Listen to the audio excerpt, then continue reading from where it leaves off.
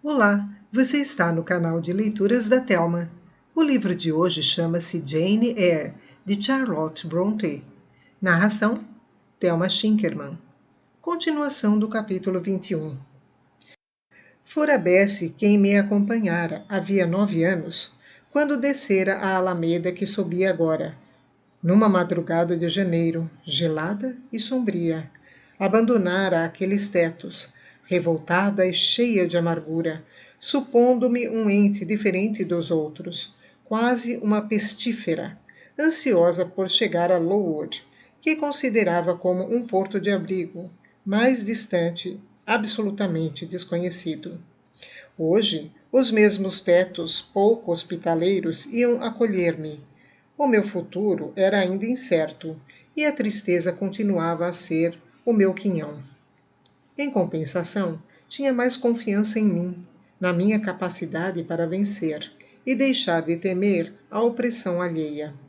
Além disso, a ferida causada pelos males sofridos outrora estava cicatrizada e desvanecido todo o meu ressentimento. Entre para a sala de jantar, disse-me Bessie. As duas primas estão lá.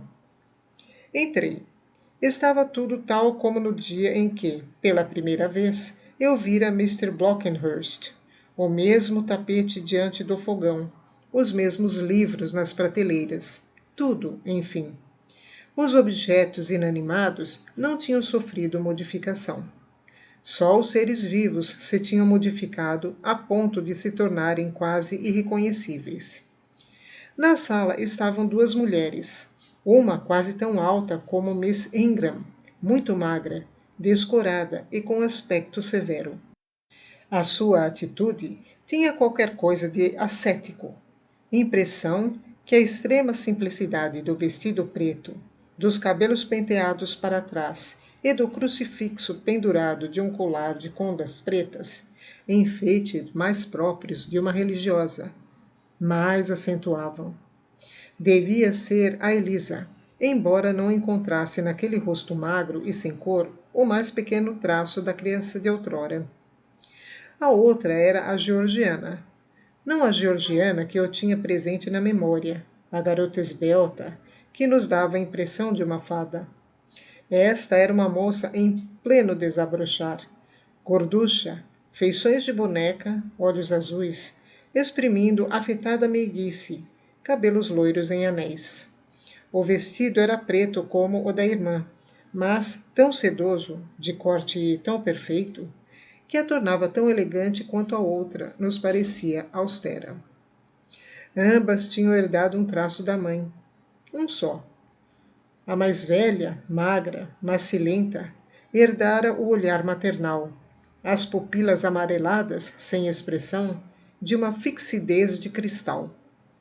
A mais nova, apesar do rosto redondo e rosado, tinha ido buscar à mãe o contorno do queixo e do maxilar, que, embora um pouco mais suave, lhe dava uma expressão de dureza. Quando entrei, levantaram-se para me receber, tratando-me por Miss Eyre. O acolhimento de Elisa foi brusco, sem um sorriso. Cumprimentou-me secamente. Voltou a sentar-se com os olhos fixos nas chamas, como se tivesse esquecido logo a minha presença. Georgiana acrescentou o habitual "Como está?", frases banais acerca do tempo, da minha viagem, proferidas em voz arrastada e acompanhadas por olhares de soslaio, que me mediam da cabeça aos pés, desde os sapatos ao casaco de fazenda preta e ao chapéu simples e despretensioso. Certas pessoas possuem excepcional habilidade para nos mostrar que somos ridículas, sem pronunciarem uma palavra. Com uma espécie de desprezível altivez no olhar, modos frios, falar arrastado, traduzem o que sentem, sem podermos classificá-las de indelicadas nas palavras ou no procedimento. Mas a troça bem evidente ou oculta não me impressionava como outrora. Sentada entre as duas, verifiquei, com surpresa e satisfação, que me sentia perfeitamente à vontade, quer com a indiferença da mais velha, quer com a sarcástica amabilidade da mais nova. Nem a Elisa me mortificava, nem a Georgiana me irritava. O meu espírito estava ocupado com coisas muito diferentes. Naqueles últimos meses, tinha sido dominada por sentimentos tão poderosos e violentos, sofrimentos tão vivos e alegres, tão doces, que a atitude delas me deixava completamente indiferente. Como está Mrs. Reed? Perguntei com calma, dirigindo-me à Georgiana, que achou mais conveniente mostrar-se admirada. Mrs. Reed? Ah, sim! Refere-se à mamã? Está muito mal e não creio que possa falar-lhe hoje. Sei que pediu para me ver, portanto, não gostaria de protelar a satisfação desse desejo. Se quiser ter a bondade de ir comunicar-lhe que cheguei, ficar-lhe-ei muito agradecida. Georgiana regalou os olhos numa expressão de espanto, enquanto a irmã dizia com frieza: A mamã não gosta que a incomodem à noite. Levantei-me, despojei-me do chapéu e das luvas e declarei que ia à cozinha falar à Bessie e pedir-lhe para ir ver se Mrs. Reed estava ou não em condições de me receber. Depois de ter transmitido a Bessie o meu recado, tomei diversas providências. Se, um ano atrás, tivesse sido acolhida com tanta arrogância, teria abandonado Gateshead logo na manhã seguinte. Agora reconhecia que seria uma tolice. Depois de uma viagem de 150 quilômetros para ver minha tia, decidi que falaria e ficaria ali até ela melhorar ou morrer. Quanto ao orgulho e toleima das filhas, não me preocupava. Ordenei à criada que me preparasse um quarto e instalei-me para uma demora de 8 dias ou mais. Cruzei-me com Bessie no patamar. A senhora está acordada, declarou. Já lhe disse que tinha chegado. Venha vê-la, talvez ela a reconheça. Não precisava que me indicasse o caminho para o quarto, onde entrara tanta vez para receber repreensões ou castigos. Passei à frente de Bessie e, chegando à porta, abri-a devagarinho. Vi logo o leito enorme, com as suas colunas e cortinados amarelos. O leito junto do qual ajoelhara muitas vezes para pedir perdão por faltas que não cometera. Relancei a vista para um dos cantos, contando ver, como antigamente, a sombra esguia da chibata, pronta a saltar como um diabinho e a fustigar-me, as mãos ou o pescoço curvado. Aproximei-me, afastei os cortinados e debrucei-me para os almofadões empilhados. Não tinha esquecido a cara de Miss Reed e, ansiosamente, tentei encontrar o semblante familiar.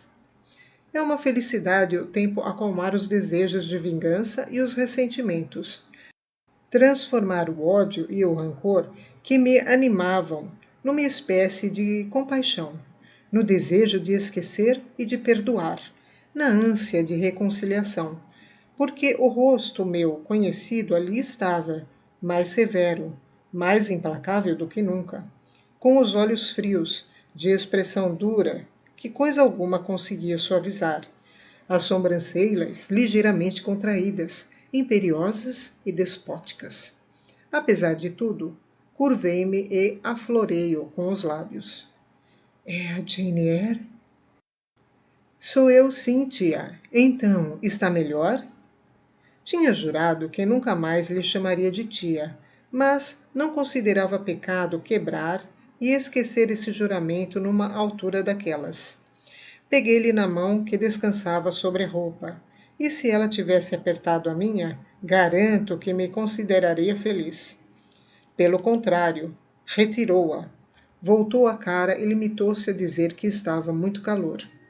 Fixou-me depois com expressão tão dura que me fez pressentir, imediatamente, que os seus sentimentos a meu respeito não tinham mudado e eram imutáveis, que até morrer me consideraria um ente desprezível e mau, porque, se estivesse certa da minha bondade, em vez de alegria, teria desgosto com isso. O meu primeiro impulso foi de tristeza, depois de cólera, e, por fim, decidi que, a despeito do seu autoritarismo, a venceria e submeteria. As lágrimas tinham-me chegado aos olhos, como nos dias distantes de minha infância. Reprimi-as, puxei uma cadeira e sentei-me à cabeceira da cama. Mandou-me chamar, não é verdade? Aqui estou. Tenciono ficar até que melhore. Já viu as minhas filhas? Diga-lhes que é meu desejo que fique até eu ter forças para lhe falar em certos assuntos que me preocupam. Quero dizer-lhe uma coisa, mas essa noite não me recordo. Sinto a cabeça fraca. O olhar vago, a voz hesitante, provavam bem o enfraquecimento daquele organismo outrora tão vigoroso. Agitou-se e puxou a roupa, mas, como o meu cotovelo aprendesse, irritou-se. Não me enerve encostando-se à cama. Endireite-se. É a Jane Eyre? Sim, sou a Jane Eyre. Em pequena deu-me mais preocupações do que pode imaginar. Como me parece pesado o encargo e quantos aborrecimentos me causou, a toda hora, com o seu caráter incompreensível, os bruscos ataques de cólera e a maneira invulgar como observava todos os nossos gestos. Certo dia falou-me como uma louca ou como um demônio. Uma criança nunca falaria assim, nem tomaria semelhante atitude. Fiquei contente quando a mandei para Lowood. Houve uma epidemia de febre tifoide no colégio e morreram muitas alunas, mas a Jane escapou. Por quê? Eu afirmei o contrário, mas gostaria que tivesse morrido de fato. Que estranho desejo seu, Mrs. Reed. Por que me odeia tanto? Já detestava sua mãe por ser a preferida do meu marido e ele se ter oposto a que a família cortasse relações com ela quando fez um casamento desigual. Quando ela morreu, chorou como um pateta e teimou em acolher a filha, apesar de eu ter lhe suplicado que a entregasse a uma ama por conta dele. Quanto a si, detestei-a logo que a vi, enfesada, choramingas, passando os dias no berço, não a chorar como as outras crianças, mas a gemer. Meu marido tinha muita pena de si. Levantava-se de noite, embalava-a, tratava-a com mais carinho do que os próprios filhos. Além disso, exigia que eles estimassem a pequena mendiga e enfurecia-se quando os meus queridinhos lhe mostravam a sua antipatia. Quando adoeceu, queria vê-la sempre no quarto e, uma hora antes de morrer, fez-me jurar que olharia pela mísera criaturinha e a educaria como filha.